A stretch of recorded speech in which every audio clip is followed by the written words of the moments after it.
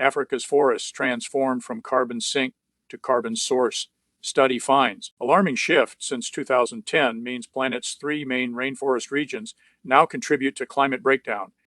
Africa's forests have turned from a carbon sink into a carbon source, according to research that underscores the need for urgent action to save the world's great natural climate stabilizers. The alarming shift, which has happened since 2010, means all of the planet's three main rainforest regions, the South American Amazon, Southeast Asia, and Africa, have gone from being allies in the fight against climate breakdown to being part of the problem.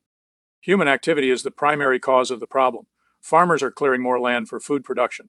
Infrastructure projects and mining are exacerbating the loss of vegetation and global heating, caused by the burning of gas, oil, and coal, thereby degrading the resilience of ecosystems. Scientists found that between 2010 and 2017, African forests lost approximately 106 BNkg of biomass per year, which is equivalent to the weight of about 106 meters cars. The worst affected were the tropical moist broadleaf forests in Democratic Republic of Congo, Madagascar, and parts of West Africa. The study, published on Friday in Scientific Reports, was led by researchers at the National Center for Earth Observation at the universities of Leicester, Sheffield, and Edinburgh. Using satellite data and machine learning, they tracked more than a decade of changes in the amount of carbon stored in trees and woody vegetation. They discovered that Africa gained carbon between 2007 and 2010, but since then, widespread forest loss has tipped the balance, so the continent is contributing more CO2 into the atmosphere. The authors said the results show that urgent action is needed to stop forest loss, or the world risks losing one of its most important natural carbon buffers.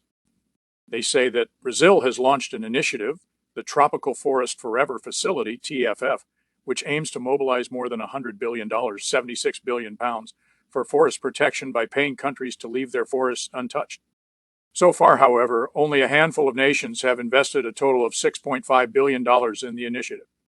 Prof. Heiko Balster, a senior author and director of the Institute for Environmental Futures at the University of Leicester, said the study showed the importance of scaling up the TFF rapidly. Sign up to Down to Earth. Down to Earth. Free weekly newsletter, the planet's most important stories. Get all the week's environment news, the good, the bad, and the essential. Privacy notice. Newsletters may contain information about charities, online ads, and content funded by outside parties. If you do not have an account, we will create a guest account for you on theguardian.com to send you this newsletter. You can complete full registration at any time. For more information about how we use your data, see our privacy policy. We use Google reCAPTCHA to protect our website, and the Google privacy policy and terms of service apply. Policymakers ought to respond by putting better safeguards in place to protect the world's tropical forests, Balster said. 4 years ago at COP26 in Glasgow, world leaders declared their intention to end global deforestation by 2030. But progress is not being made fast enough. The new TFF is intended to pay forested nations for keeping their trees rooted in the ground. It is a way for governments and private investors to counteract the drivers of deforestation, such as mining for minerals and metals, and agricultural land take. But more countries need to pay into it to make it work.